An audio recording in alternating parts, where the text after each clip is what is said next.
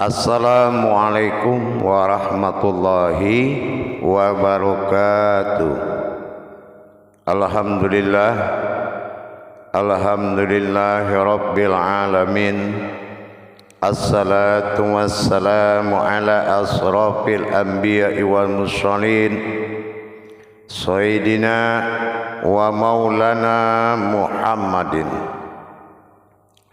Ashhadu an la ilaha illallahul malikul haqqul mubin wa ashhadu anna Muhammadan abduhu wa rasuluhu was-sadiqul wa'dal amin. Allahumma shalli wa sallim wa barik wa karim ahzanul nabil karim. Ihdinil ladzi min jamalika wa innal ladzi min jalalika wa innahu min kitabika. Wa tahirin wal mujahidina amma ba'du. Ibadullah, bersyukur kita kepada Allah dengan mengucapkan alhamdulillahirabbil alamin atas segala limpahan karunia, rahmah dan hidayahnya, serta dengan izinnya juga kita dapat menjalankan amanahnya, beramal dan beribadah zahir batin dunia dan akhirat. Bersalam kita tidak akan pernah kita lupakan. Marilah sama-sama kita sampaikan, kita limpahkan kepada junjungan kita Nabi Allah, Nabiul Akhirul Zaman, Rasulullah Muhammad sallallahu alaihi wasallam. Atasnya kalimahnya kita kalamkan dengan membacakan Allahumma sholli ala sayyidina Muhammad wa ala alihi sayyidina Muhammad. Jamaah, bertemu lagi dengan saya Guru Mursyid Syekh Nur Muhammad Buya Irwan Maulana Al-Khalidi, tentunya dalam makom majelis zikir Ma'rifatullah, dalam tayangan YouTube Buya Pasaman Timur, kupas tuntas ilmu hakikat amal ibadah. Insya Allah di dalam kita memahami tajalli Allah, salah satu tajalli Allah yang paling bermuqarrabin adalah diri. Diri yang dimaksud yang bisa menembus singgasananya Allah, yaitu kerajaan tauhid siriyahnya, adalah diri siriyahnya, diri sifat bagi Allah. Itu dinamakan dengan ihsan. Kita sama-sama memahami diri ihsan adalah diri yang sangat menentukan keberhasilan seseorang bertajalli atas nama diri menuju kodrat ketuhanan Allah Subhanahu wa ta'ala, yaitu ilah, Tuhan tunggal. Dalam masa pencarian pendekatan diri disebut dengan perjalanan rohani di dalam alam tasawuf. Sesungguhnya mendapatkan diri yang bisa menjadi tajalli kepada Allah adalah hakikatnya Allah yang berasmakan Allah, yang bernamakan kodrat keumatannya adalah ihsan. Ihsan adalah kodrat diri yang pertama, yang dikatakan diri rahasia.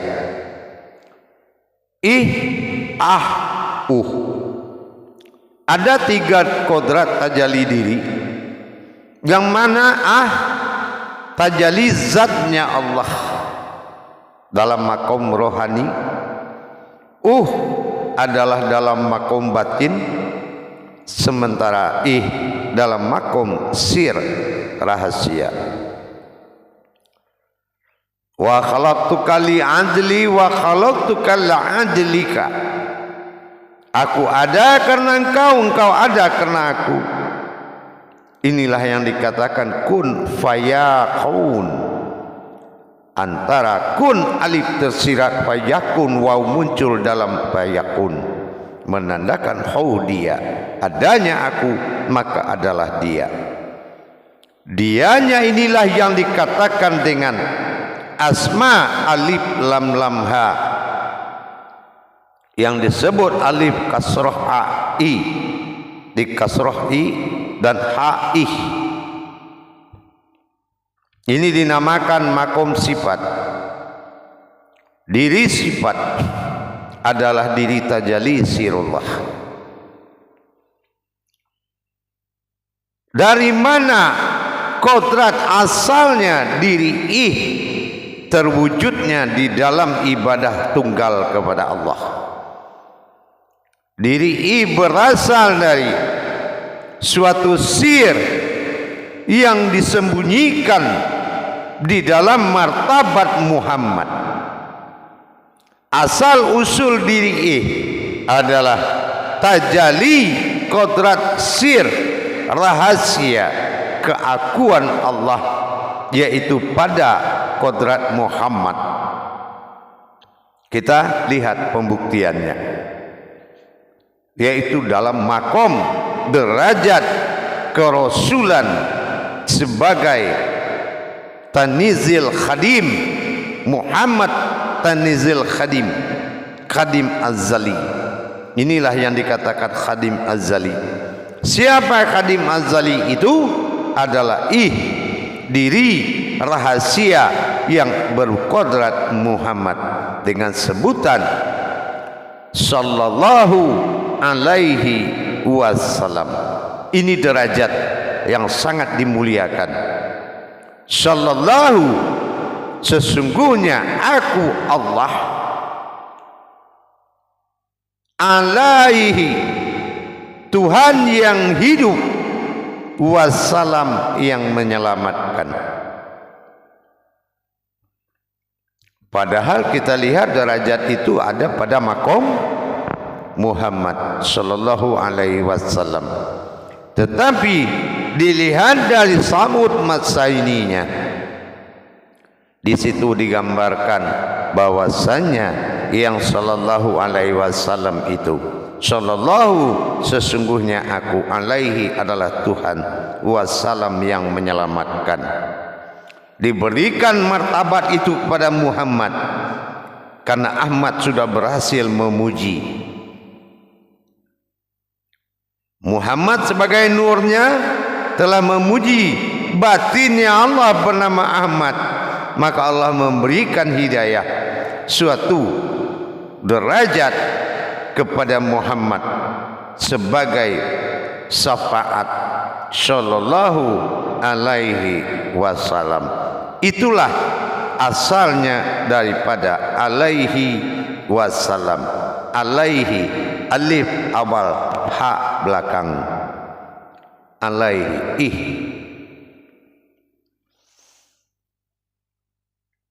Itu yang dikatakan ta'ala.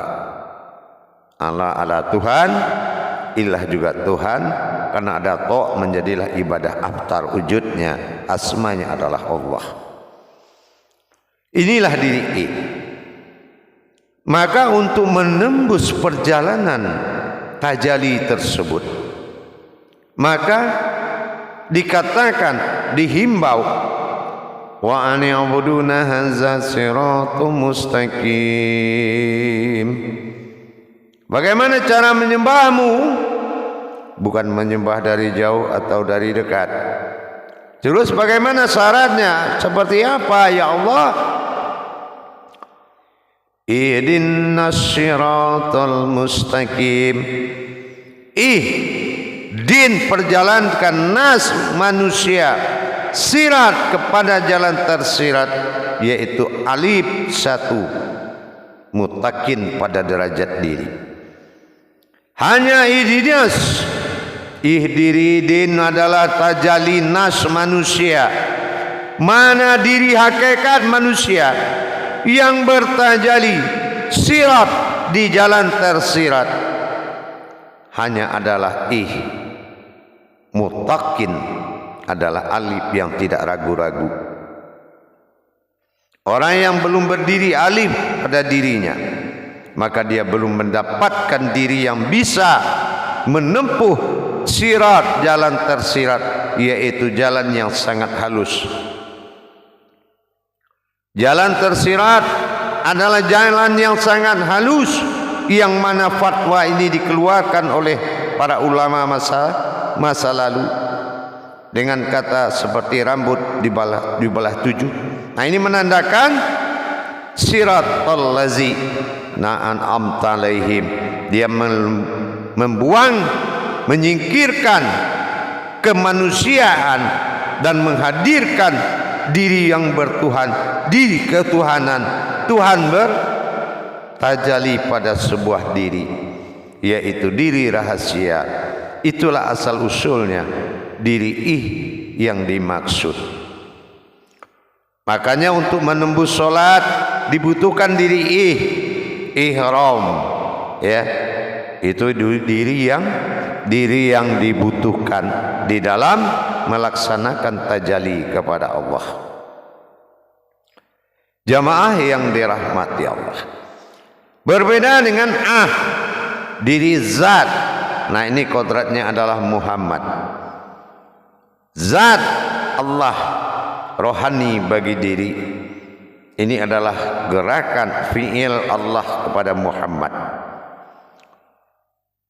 Dalam hal ini, setelah kita memahami sesungguhnya diri ihsan itu adalah diri yang bersembunyi, kehambaan Allah dalam asmanya. Seperti yang pernah kita bilang, kalau asma Allah itu adalah bisa menghadirkan diri dan Tuhan dalam satu kata Allah melalui tajalli batin sirullah dalam Allahu, Allaha, Allahi. Maka di dalam menghadirkan diri tersirat dinamakan ihsan. Seperti yang pernah kita sampaikan, ihsan itu ada di balik tulisan Allah yang menjadi tajalli hamba.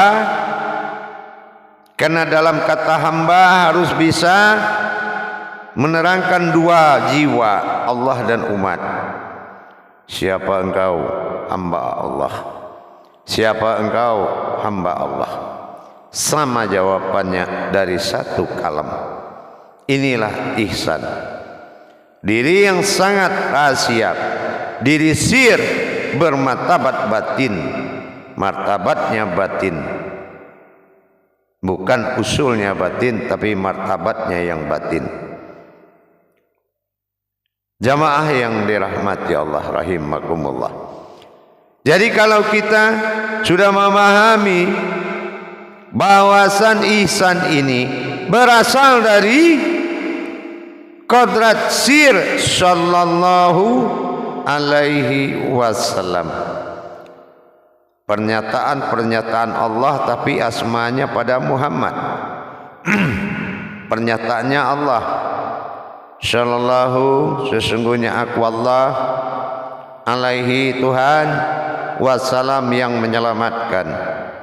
Ternyata kodratnya Muhammad. Di sini sudah jelas diuraikan oleh salawat. Allahumma, sungguhnya aku Allah, Allahu, aku Allah, Sayyidina, dan aku adalah Muhammad. Nah, ini dia. Aku ingin dipanggil Allah, Allah ingin dipanggil Muhammad dalam maujud Adam. Jelas sekali tajallinya. Sehingga kita harus bisa menatap kodrat diri halus seperti kosong ini. Begitulah derajat kodratnya yang harus ada dalam pandangan mata batin kita. Di situ kita akan mendapatkan zat Allah yang dikatakan sifat am, makanya dikatakan alam.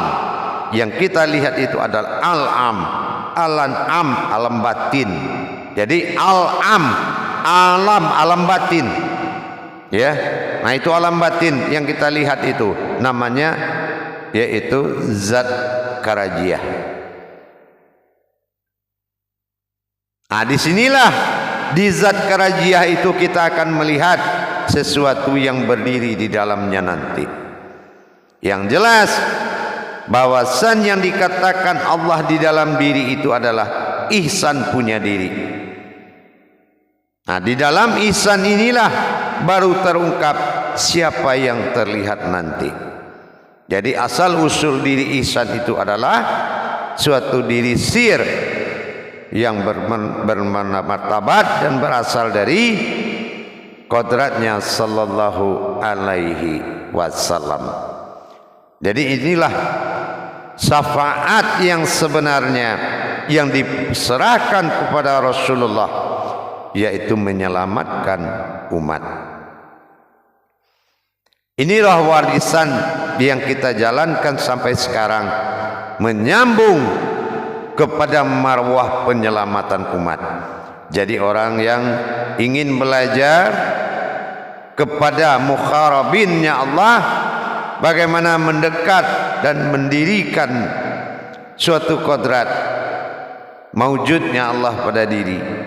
Bermukharabin adalah menjadi satu dengan Allah, sehingga dalam kehidupan ganda yang terjadi, yaitu dua jiwa hidup dalam satu tubuh. Maka untuk mendapatkan itu harus melalui ungkayan pengajian, ungkayan kajian. Tidak boleh berbahasa jahiliyah. Ini Allah. Itu tidak boleh.